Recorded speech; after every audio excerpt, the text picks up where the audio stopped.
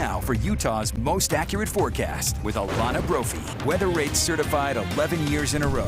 It is freezing in Cache Valley and overall a cold Thursday. You know what I'm talking about if you've just stepped out. Temperatures gradually warming, but we're going to talk about how they're going to drop yet again. Live look from Logan. Goodness gracious, it looks gloomy. We've got moderate air quality up there, and that holds for much of the Wasatch Front as we head into tomorrow. We are expecting that elevated particulate matter and unhealthy air on the eastern side of the state for sensitive groups. So inverted conditions with high pressure, but our next storm system is going to shake things up. Live look from the Colonial Flag Tower camera where it's quiet, but temperatures sitting just above freezing in Salt Lake at 34. Now that is below average, and every degree counts really in the winter because it is real chilly out there. 40 is our average, not just for tomorrow, but for the next several days. And look at how our forecasted highs really dip. So here's the reason why. You're going to see those numbers dropping on your weather apps, but what's going on? Well, our northerly flow is in control today, and that is keeping us really, really chilly. As we head into tomorrow, we get a system that's going to change things around, and our flow becomes a little northwesterly. That'll keep northern Utah with the chill, but temperatures are going to fight to come back to close to seasonal norms, making it into the mid to upper 30s.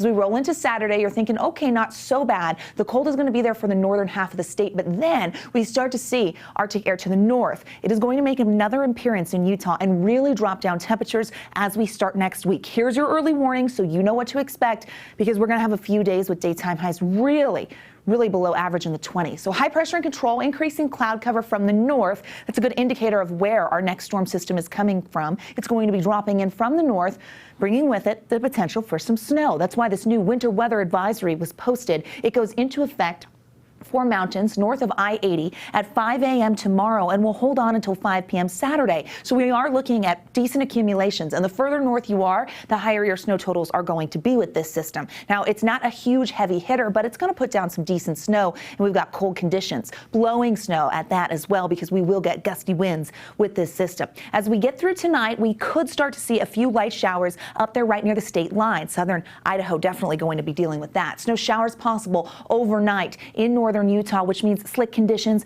near Manaway, Logan Summit, Sardine Summit. So heads up there for tomorrow morning. Things could get a little icy. We're going to watch this system tomorrow because it really brings snow showers to northern Utah, but then throughout the day, they're going to slide a little further south along the Wasatch Front, impacting the Wasatch back as well as I-80 over towards Wyoming. So we won't be as chilly because I showed you the flow is going to change a little bit. But as we roll into Saturday, that wet weather will hold on. Our temperatures will be close to average, but then we get another system. Yeah, Sunday into Monday, and that one's packing a punch. How much snow with tomorrow into Saturday? Well, as you take a look, you can see the darkest on this map here, matching with the legend, showing that the mountains will get the most, 8 to 14 inches, especially where that winter weather advisory holds. 2 to 6 for the benches, and this does include all the way down towards Utah County, 1 to 4 in our valleys. Our mountain valleys, places like Eden, Liberty, could get 4 to 8.